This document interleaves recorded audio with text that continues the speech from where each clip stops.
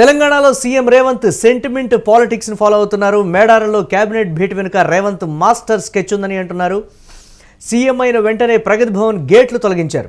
ఇక గణేష్ నిమజ్జనం వేళ ట్యాంక్ బండ్పై పరిశీలన నిమిత్తం ఏ ముఖ్యమంత్రి చేయనటువంటి సాహసం చేశారు రేవంత్. అమీర్పేటలో వరదలు వస్తే అప్పటికప్పుడు వచ్చి పర్యవేక్షించారు. అలాగే ప్రజలు ప్రతిపక్షాలతో సభలు సమావేశాలతో పేరుతో కలయికకు సంబంధించి కూడా చర్చనీయాంశమైంది. ఆదివాసీగూడెంలో రాష్ట్ర కేబినెట్ మీటింగ్కి సంబంధించి కూడా జోరుగా రాజకీయ వర్గాల్లో చర్చ నడుస్తోంది. ఇక మాజీ సీఎంను నేరుగా వెళ్ళి కలవడానికి సంబంధించి అలాగే పక్కా పొలిటికల్ స్ట్రాటజీతో ముందుకు సాగుతున్నారు సీఎం. ముఖ్యమంత్రి అంటే సామాన్యుడే అనేలా రేవంత్ స్టెప్స్ ఉన్నాయి. కేసీఆర్కు భిన్నంగా ప్రజల్లోకి వెళుతున్నారు రేవంత్. ఇదంతా కూడా పొలిటికల్ స్ట్రాటజీ అని అంటున్నారు.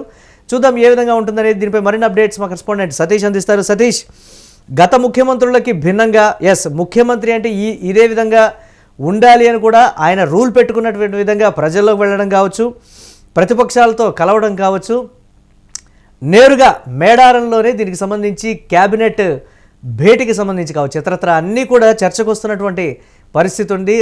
ముఖ్యమంత్రి అంటే ప్రజల్లోనే ఉండాలి, ప్రజల మనిషి అనేటువంటి రీతిలో రేవంత్ ప్రవర్తిస్తున్నటువంటి తీరు అంటే ఏంటి? దీనికి సంబంధించి మొదట్లో రకరకాలైనటువంటి విమర్శలు వచ్చినప్పటికీ కూడా దీనికి సంబంధించి తన శైలితోటి అంత పాజిటివ్గా మార్చుకుంటున్నారని అనుకోవాలా? ఎలా చూడాలంటారు దీన్ని?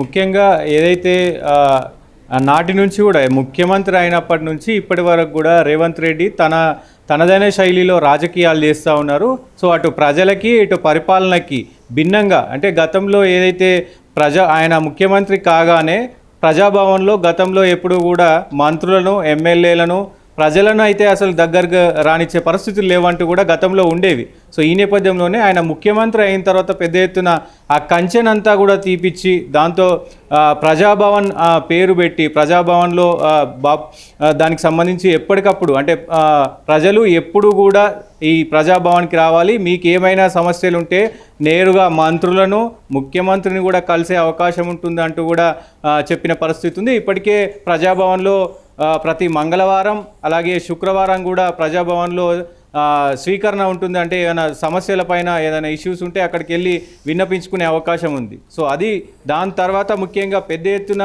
ప్రతి అంశంలోనూ అటు ప్రజలతో మమేకమై అంటే రాజకీయాలు ఉన్నప్పటికీ కూడా రాజకీయాలు ఓన్లీ ఎలక్షన్స్ ఉన్నప్పుడు మాత్రమే రాజకీయాలు, ఎలక్షన్స్ అయిపోయిన తర్వాత రాజకీయాలు లేవు, నేను ఏ పార్టీతో ఏ వ్యక్తులతో నేను సొంత విభేదాలకు పోను. ఇప్పటికే మీరు గతంలో ఏదైతే ఆయన పొలిటికల్ అంటే ఎన్నికల్లో పెద్ద ఎత్తున విమర్శించినప్పటికీ బీఆర్ఎస్ పార్టీని విమర్శించినప్పటికీ బీఆర్ఎస్లో పెద్ద ఎత్తున విమర్శలు ఉన్నప్పటికీ అయితే కేసీఆర్కు సంబంధించినటువంటి ఆయన కింద పడిపోవడంతో ఆయనకు యశోద హాస్పిటల్లో చేరారు. అప్పుడు అక్కడికి నేరుగా ఆయన వెళ్ళి అక్కడ సందర్శించి సో ముఖ్యమంత్రి స్థాయిలో ఆయన వెళ్ళి అక్కడ మాజీ సీఎంను కలిసి మాట్లాడడం ఇవన్నీ కూడా అప్పట్లో పెద్ద చర్చనీయాంశమైనవి. ఇప్పుడు ప్రస్తుతం ఏదైతే మేడారంకి సంబంధించి గతంలో ఎప్పుడు కూడా గత 10 సంవత్సరాల్లో కూడా ముఖ్యంగా దేశంలో ఎక్కడ కూడా ఇలాంటి సిచ్యువేషన్ జరగలేదని కొన్ని వార్తలు వస్తున్నాయి. సో గతంలో ఎప్పుడు జరగని విధంగా క్యాబినెట్ మీటింగ్ హైదరాబాద్లో సచివాలయంలో కాకుండా ముఖ్యంగా గిరిజన వాడల్లో ఏదైతే ములుగు జిల్లాలో పెట్టడం పెద్ద ఎత్తున చర్చనీయాంశమైంది. ఈ ఆలోచనలన్నీ కూడా ఇటు ప్రజలకు దగ్గర అంటే నాయకుడు అనేవాడు అలాగే మంత్రులైనా ముఖ్యమంత్రులైనా నాయకుడు అనేవాడు ప్రజల్లో ఉండాలి, ప్రజల కోసమే పనిచేయాలన్నట్టుగా ఆయన ఇంటెన్షన్ కనబడుతోంది తనదైన శైలిలో. సో నాయకులకు ప్రజలకు గ్యాప్ ఉండొద్దు అనే నేపంతోనే ఇవన్నీ కూడా చేస్తున్నాడు. ముఖ్యంగా పెద్ద ఎత్తున ఆయన ఏ కార్యక్రమం చూసుకున్నా ముఖ్యంగా అన్ని విషయాల్లో కూడా ప్రజలకు మమేకమై ఇప్పుడు గతంలో అమీర్పేటలో పెద్ద ఎత్తున వరదలు వచ్చినాయి, దానికి సంబంధించి రోడ్ నెంబర్ 5 కావచ్చు, యూసుఫ్ గూడ కావచ్చు, అమీర్పేట కావచ్చు, మొత్తం కూడా ఆ వాడలన్నీ అంటే వర్షం కురుస్తున్న సమయంలో చెప్పకుండా అంటే సడన్గా విజిట్ చేయడం కావచ్చు, ఇవన్నీ కూడా చర్చకు దారితీసిన పరిస్థితులు ఉన్నాయి. సో గతంలో ఎప్పుడు ఏ నాయకుడు చేయని విధంగా రేవంత్ రెడ్డి చేస్తున్నారు అనేది అంటే ప్రజల కోణంలో కూడా అంటే ప్రజలు కూడా ఎప్పుడు ప్రస్తుతం ఆయన 2 సంవత్సరాల కాలంలో దాదాపు అన్ని జిల్లాలకు వెళ్ళినాడు, అన్ని జిల్లాల్లో కూడా సభలు పెట్టినాడు. సో ఆ సభలలో ముఖ్యంగా వేరే పార్టీ నేతలను కూడా ఇటు బీజేపీకి సంబంధించిన నేతలు ఆదిలాబాద్కి సంబంధించిన సభ చూడొచ్చు. ఆలేటి మహేష్ అంటే కొంతమంది చెప్పే విషయం ఏంటంటే అంటే ముఖ్యమంత్రి అంటే పడని వాళ్ళ లేకపోతే కాంగ్రెస్ పార్టీలో ఉన్నటువంటి వైరు వర్గం అంటారా లేకపోతే ఇతరులు అంటారా? సోషల్ మీడియాలో వస్తున్నది ఏంటి అని అంటే పరిపాలనలో విఫలమయ్యారు కాబట్టి ఒక పొలిటికల్ స్ట్రాటజీతోనే రేవంత్ ఈ విధంగా ఒక కామన్ మ్యాన్ లాగా అందరిలో కలిసిపోవడం కానీ లేకపోతే కలిసి తిరగడం కానీ లేకపోతే ఇటువంటి అంశాలకి చేస్తూ ఉన్నారు అనేటువంటి ఒక మాట కూడా వినపడుతుంది. అంటే అది విమర్శ కింద లేకపోతే దీనికి సంబంధించి ఏ విధంగా చూడాలంటారు అది? ముఖ్యంగా అంటే విమర్శ పరిపాలన పట్ల ఇప్పటికే వాళ్ళు ఏదైతే కంటోన్మెంట్ ఎలక్షన్స్ కావచ్చు, సో అక్కడ గెలిచారు ఉప ఎన్నిక వచ్చినప్పుడు. జూబ్లీహిల్స్లో ఉప ఎన్నిక వస్తే జూబ్లీహిల్స్ ఉప ఎన్నికల్లో గెలిచారు.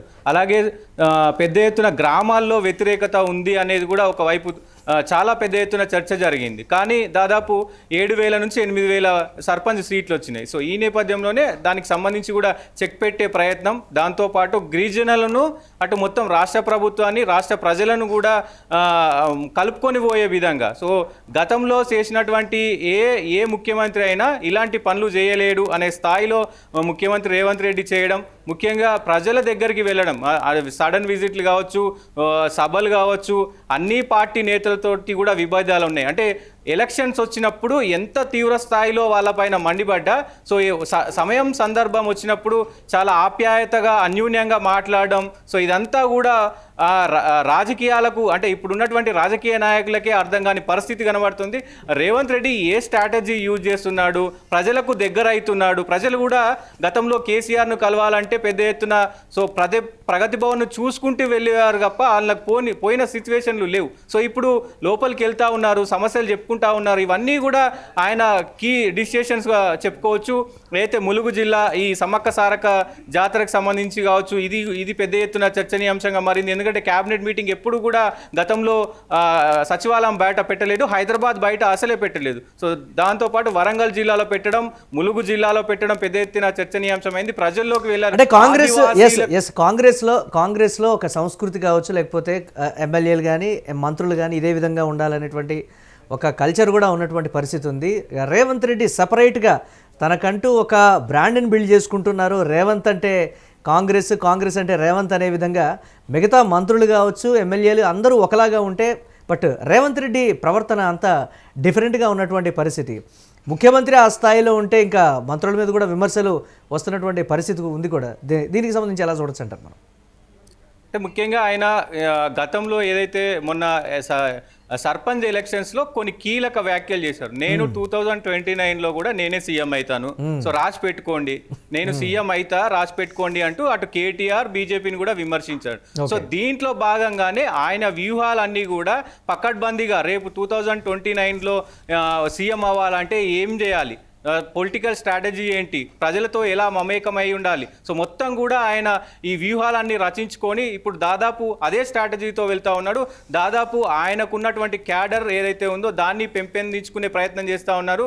మంత్రులను అలాగే ఎమ్మెల్యేలను కూడా సమన్వయం చేసుకుంటూ, గతంలో ఎందుకంటే ఆయన పీసీసీగా వచ్చినప్పటి పరిస్థితులు వేరు, సో ఇప్పుడు ముఖ్యమంత్రి అయిన తర్వాత ఈ 2 సంవత్సరాల తర్వాత పరిస్థితులు వేరు. సో పీసీసీగా వచ్చినప్పుడు లోకల్గా కాంగ్రెస్ పార్టీలో ఉన్నటువంటి చాలామంది సీనియర్ లీడర్లు రేవంత్ రెడ్డిని వివక్షకు చూపిన పరిస్థితులు ఉన్నాయి. సో ఇప్పుడు మాత్రం రేవంత్ రెడ్డిని దగ్గరకు తీసుకొని మిగతా వాళ్ళని కూడా పరుగులు పెట్టిస్తున్నారా, మిగతా వాళ్ళని కూడా రేవంత్ రెడ్డి పరుగులు పెట్టిస్తున్నాడా అనేటువంటి ఒక ప్రశ్న కూడా, దీన్ని ఎలా చూడాలంటారు? డెఫినెట్గా మంత్రులకు కూడా గతంలో ఎప్పుడూ లేని విధంగా ఇప్పుడు బట్టి విక్రమార్క ఏదైతే ప్రజాభవన్లోనే ఉంటుండో అక్కడ ప్రజలు వచ్చినప్పుడు చూస్తూ ఉన్నాడు. మొత్తం ప్రజాభవన్కి సంబంధించిన సమస్యలు ఏమేమి వస్తున్నాయో ఆయన కంట్రోల్ చేస్తూ ఉన్నాడు, చూస్తూ ఉన్నాడు. ఇవన్నీ అంటే మంత్రులకు కూడా ఒక్కొక్క పని, ఇప్పుడు సీతక్కకు మేడారం పనులు అప్పచెప్పారు, పొంగులేటికి అప్పచెప్పారు, ఇట్లా అంటే మేజర్గా ఉన్నటువంటి పనులన్నీ కూడా మంత్రులకు, ఆయనతో పాటు మంత్రులను కూడా అదే స్థాయిలో పనిచేయమని చెప్తా ఉన్నారు. ఆయన కొన్ని పనులు కూడా ఇస్తూ ఉన్నారు. ఇప్పుడు మున్సిపల్ ఎన్నికలకు సంబంధించి దాదాపు 15 నియోజకవర్గాలకు ఇన్ఛార్జులుగా మంత్రులను ఇచ్చారు. సో ఇవన్నీ కూడా పెద్ద ఎత్తున పార్టీ ధ్యేయం, ముఖ్యంగా పార్టీ 2029లో మనం మళ్ళీ ఎలా ముందుకు వెళ్ళాలనేదే వ్యూహంలో భాగంగా ఇవన్నీ చేస్తున్నట్టు కూడా చర్చనీయాంశంగా మారింది. Murali, right, thanks for updates Satish. ఇక రేవంత్ రెడ్డి ప్రవర్తనకు సంబంధించి కూడా జోరుగా చర్చ అయితే జరుగుతున్నటువంటి పరిస్థితి. గత ముఖ్యమంత్రులకు భిన్నంగా రేవంత్, నేను ముఖ్యమంత్రి పదవిలో ఉన్నప్పటికీ కూడా ముందు కామన్ మ్యాన్స్ తరపునే నేను ఉంటాననేటువంటి మాట, వాళ్ళల్లో ఒకటిగా నేను ఉంటాను, వాళ్ళకి ఏం కావాలో అన్నీ తెలుసుకొని మరి నేను చేస్తాననేటువంటి పరిస్థితి ఉంది. రేవంత్ సెంటిమెంట్ పాలిటిక్స్కి తెరలేపారని కూడా జోరుగా చర్చ అయితే జరుగుతుంది. దానికి సంబంధించి వారు చెప్తున్నది ఏంటంటే, మేడారంలో క్యాబినెట్ భేటీ వెనుక రేవంత్ ఒక మాస్టర్ ప్లాన్ ఉంది అనేటువంటి మాట కూడా చెప్తున్నారు. ఈ నేపథ్యంలో ముఖ్యమంత్రి పదవి స్వీకరించగానే ప్రగతి భవన్ గేట్లు తొలగించడం కావచ్చు, అలాగే గణేష్ నిమజ్జనం వేళ ఇప్పటివరకు కూడా ఏ ముఖ్యమంత్రి గణేష్ నిమజ్జనం సమయంలో ట్యాంక్ బండ్ మీద ఏ విధంగా కోలాహలం ఉంటుందో మనకు తెలిసిందే. కామన్ మ్యాన్ నార్మల్గా నడవటానికి కూడా ఛాన్స్ లేనటువంటి చోట ఆయన పర్యటించి అసలు నిమజ్జనం ఏ విధంగా జరుగుతుంది, అంతా బాగానే ఉందా అని కూడా అంతమంది జనం మధ్యలో సెక్యూరిటీ తక్కువగా ఆయన పర్యటించినటువంటి తీరుకు సంబంధించి కావచ్చు, అలాగే అమీర్పేటలో పర్టికులర్గా వరదలు వచ్చినప్పుడు అప్పటికప్పుడు వెళ్ళి అక్కడ నీట మునిగినటువంటి ఇళ్ళను కావచ్చు, వారికి ఎటువంటి సహాయం అందుతోంది, వాళ్ళ పరిస్థితి ఏంటని తెలుసుకోవడం కావచ్చు.